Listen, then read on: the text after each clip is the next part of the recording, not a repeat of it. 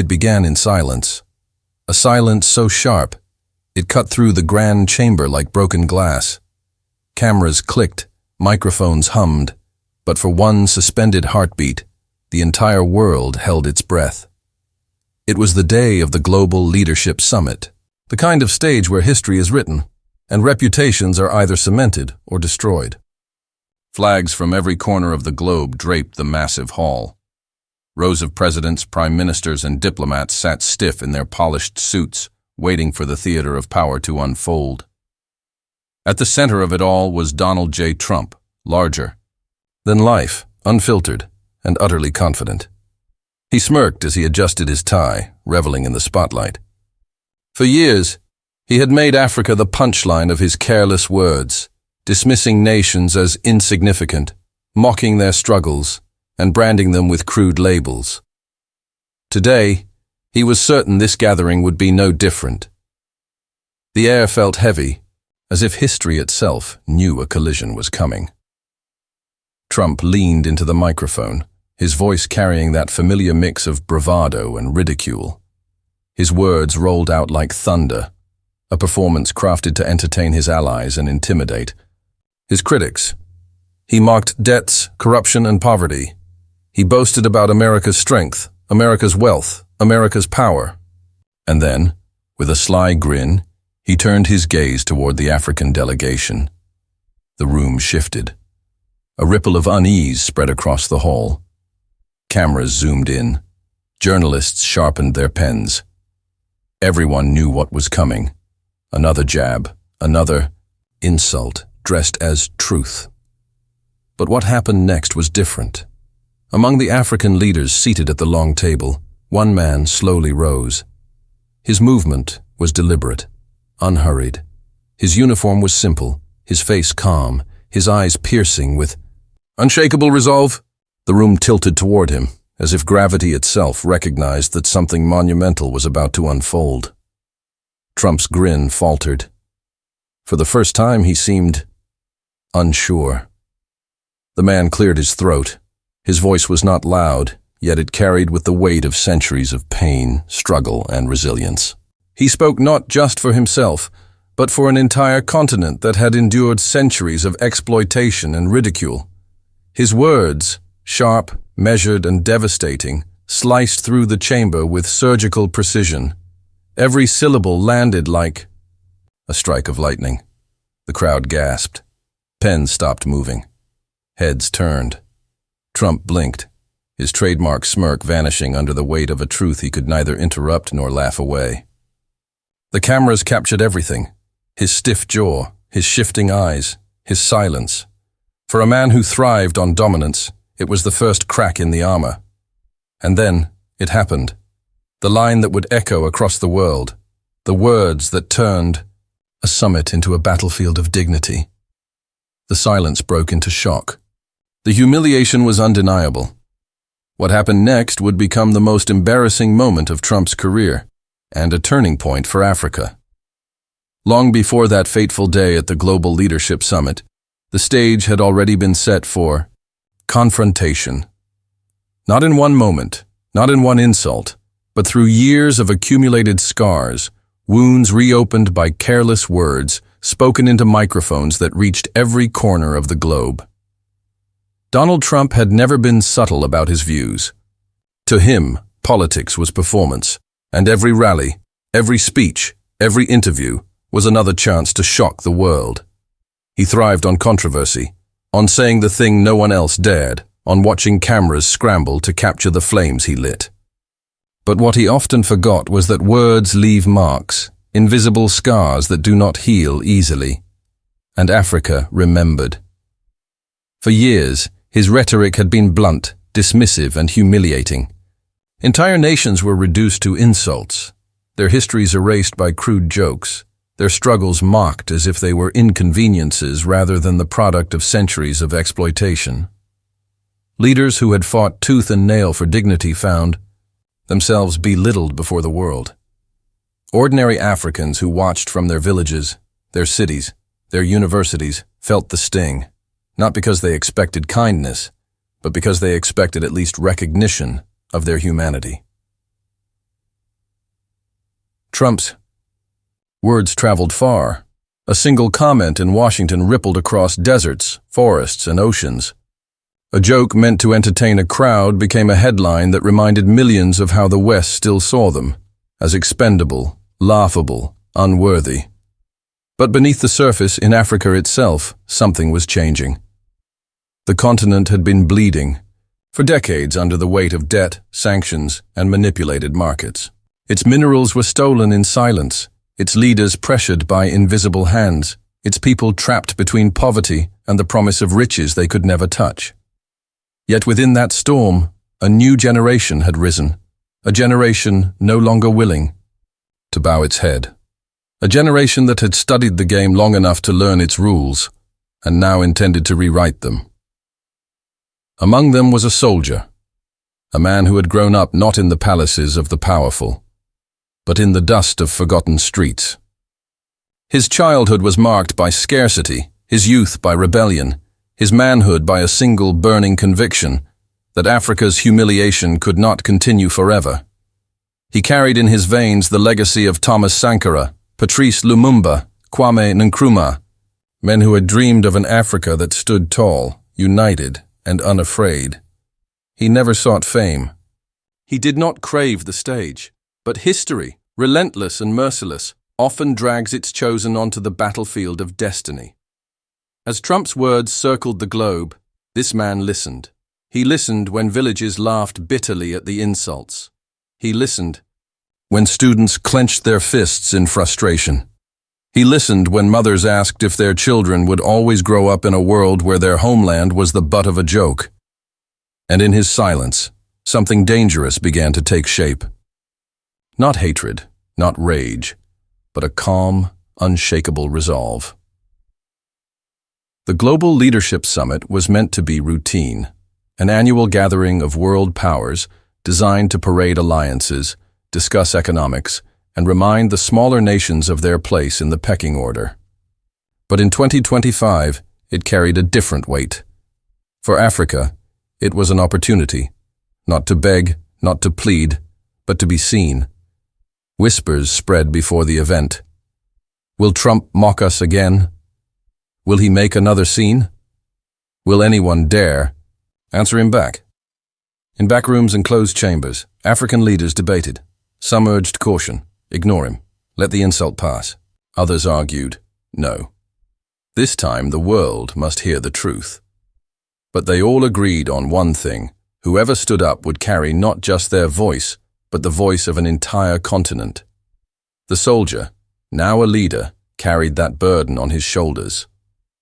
And though his advisors warned him of the risks, though diplomats whispered that defiance would invite consequences, he did not waver. He had seen enough of submission. He had seen enough of humiliation. And so, when the invitations were sent, and the seating was arranged, he walked into that hall with a quiet certainty that something irreversible was about to happen. The summit itself unfolded like theater.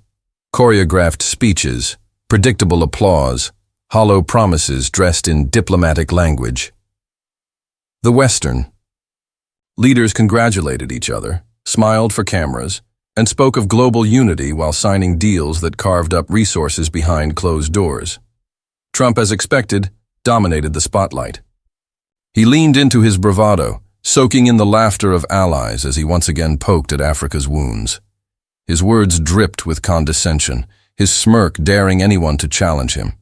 But this time, the air was different. African delegates shifted in their seats.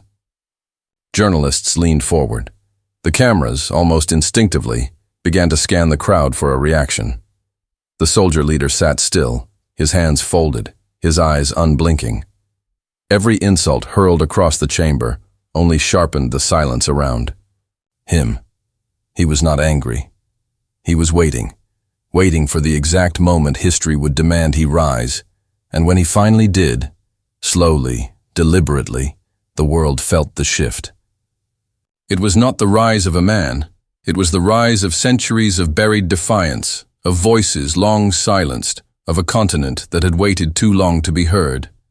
The stage was set, the confrontation was inevitable, and the world was about to witness A humiliation so deep, so irreversible, that even Trump, master of spectacle, architect of chaos, would never recover from it. The air inside the summit hall was thick, not with celebration, but with tension so sharp it seemed to slice through the polished speeches and rehearsed smiles. The chandeliers glittered overhead, cameras flashed like lightning, and every delegate tried to maintain the illusion of diplomacy. But beneath the surface, everyone knew something was about to break. It began with whispers. Journalists exchanged hurried glances, sensing the electricity in the room. Diplomats shifted in their seats, their pens stilled above notes they pretended to take. The African delegations, seated together in a proud but watchful cluster, could feel the insult rising in the air before the words even left Trump's mouth. And then, as if scripted, he leaned into the microphone. I've always said, some countries bring nothing to the table. They're corrupt, they're broken, they're, frankly, disasters.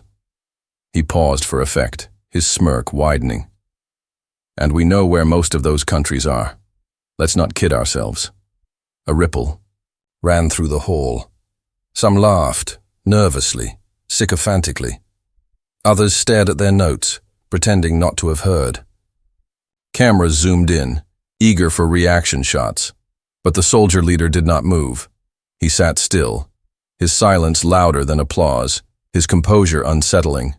Trump noticed. He thrived on reactions, on anger, on chaos.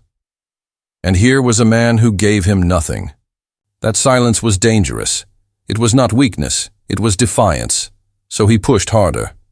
You look at Africa, Trump continued, gesturing broadly, as if the entire continent were a failed experiment. They have gold, they have diamonds, they have oil, and yet what do they do with it? Nothing.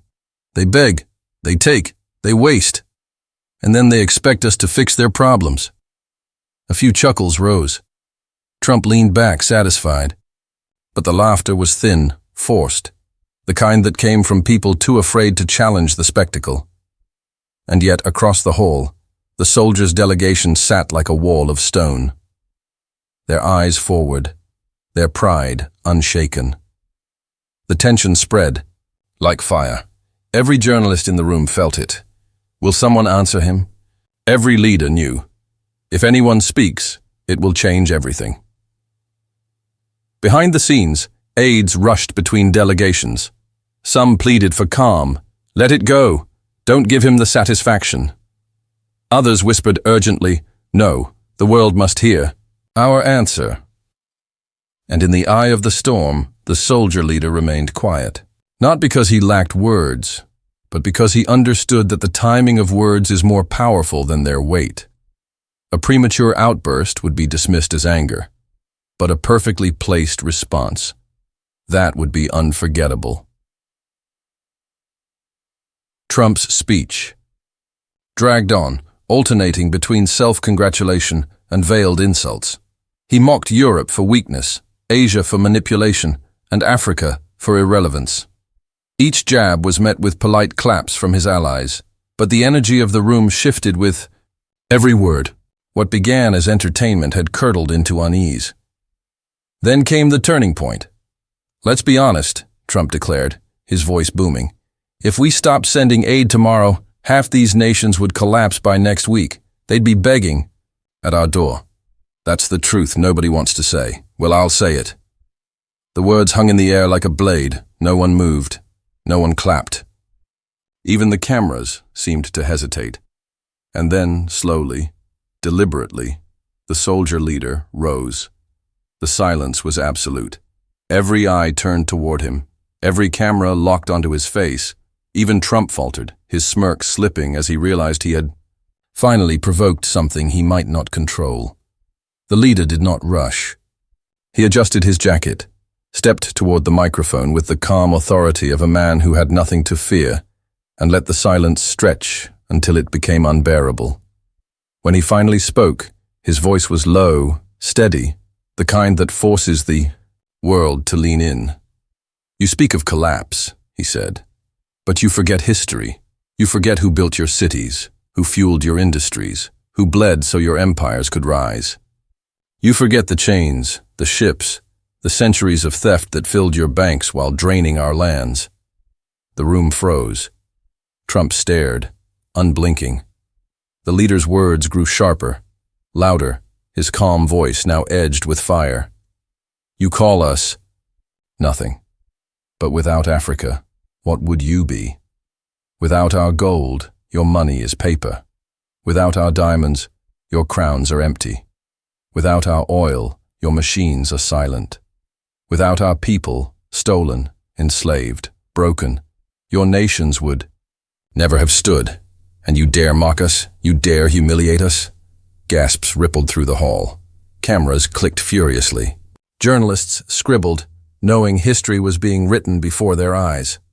The soldier leader stepped closer to the podium, his gaze locked on Trump. You say we would collapse without you. No, it is you who cannot stand without us. And today, before this world we say, never again will Africa bow its head to your arrogance.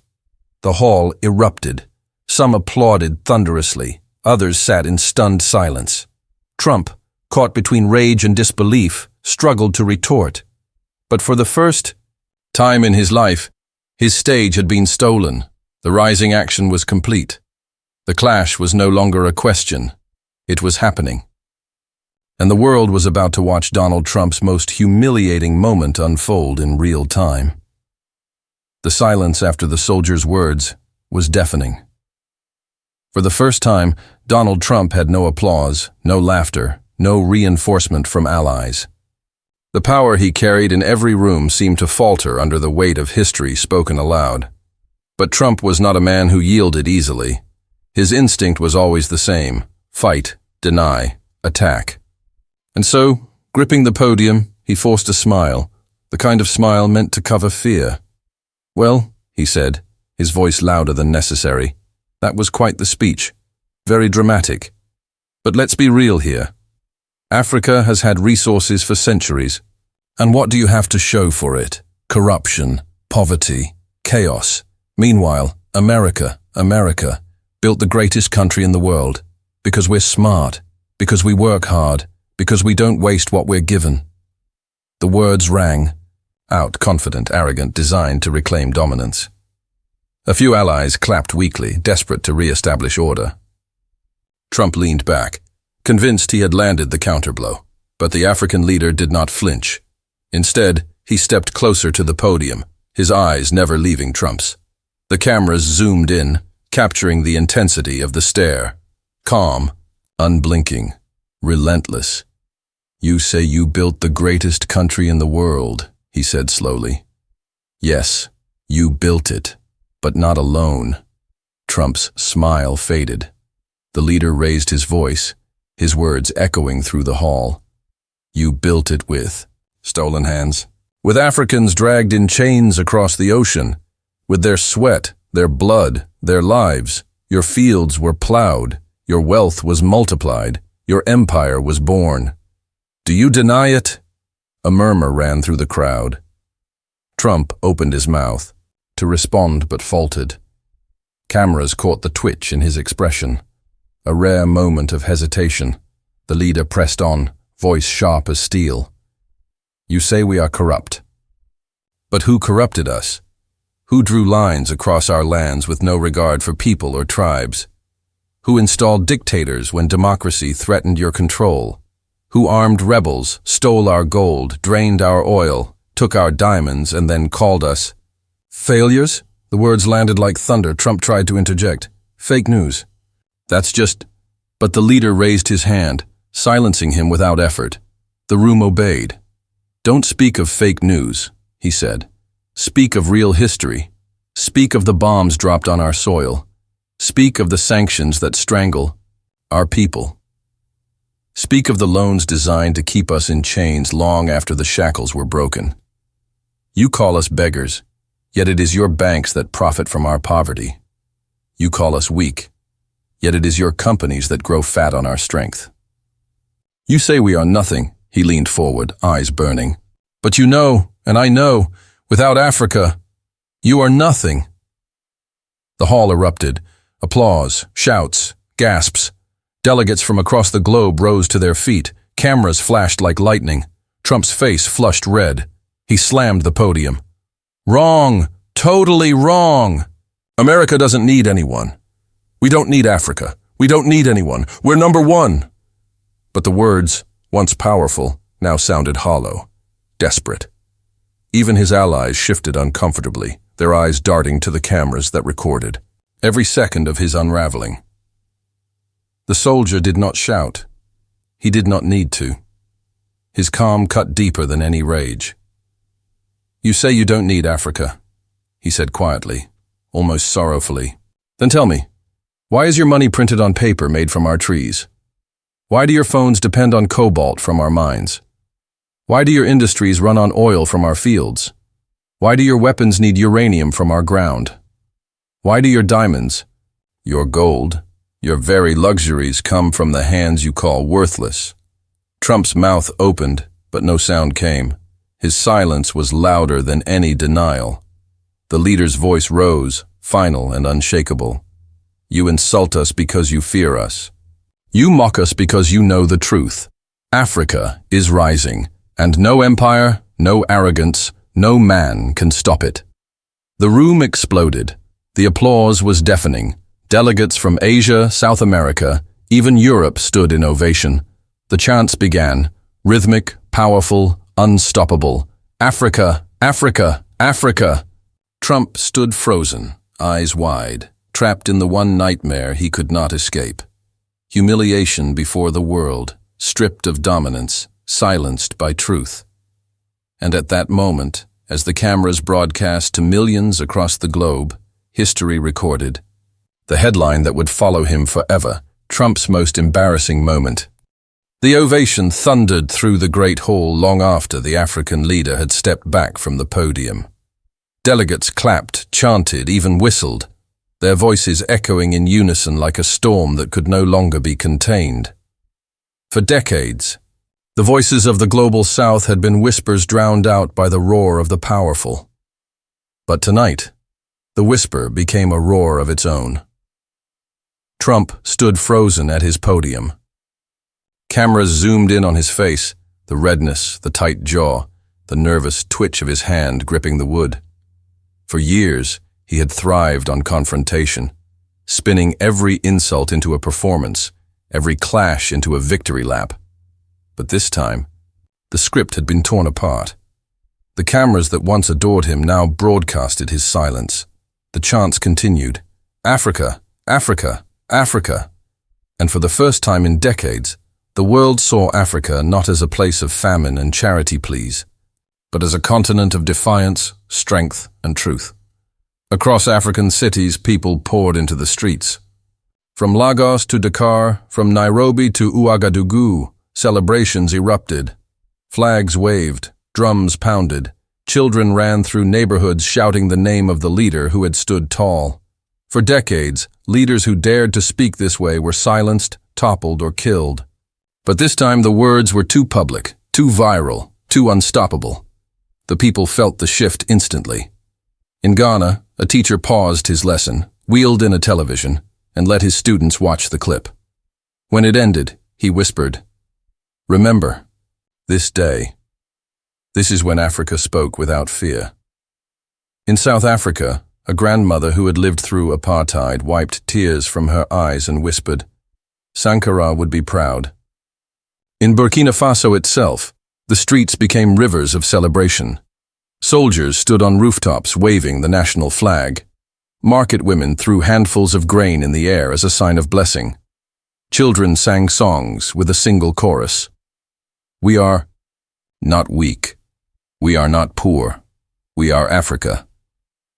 Back in Washington, the reaction was starkly different. Officials scrambled to contain the fallout, issuing statements that attempted to downplay the confrontation. The president was misunderstood, they claimed. Taken out of context, they insisted, but the video could not be erased. The world had seen. Cable networks replayed the clash endlessly, dissecting each word. Some anchors defended Trump, insisting he had been ambushed. Others admitted, reluctantly, that he had been outmatched.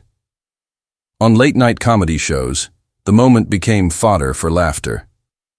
Comedians reenacted Trump's flustered face, mocking his failed rebuttals. But beyond the jokes, there was unease. If America could be challenged so openly, what else could follow? For Trump, the humiliation cut deep. He raged in private, slamming doors, demanding allies defend him. But even his closest supporters hesitated. This was not a political attack. This was history, caught on camera. And there was no comeback big enough to erase it. What happened that night did not end with applause. In Kenya, farmers gathered to discuss forming co-ops independent of Western corporations. In Nigeria, university students launched movements demanding their government cut ties with exploitative foreign companies. In Senegal, fishermen painted slogans on their boats, "Africa is rising." In South Africa, protesters outside Parliament held signs reading, "Without Africa, you are nothing." Even beyond the continent, in Latin America and Asia, the words resonated. For years, nations had felt the weight of Western dominance. Now they saw a blueprint for defiance. As weeks passed, the African leader's name became a symbol. He was called the Lion of Ouagadougou. He was called the soldier who spoke truth. He was called simply the man who embarrassed Trump. But for him, the titles did not matter. He was not seeking fame nor applause.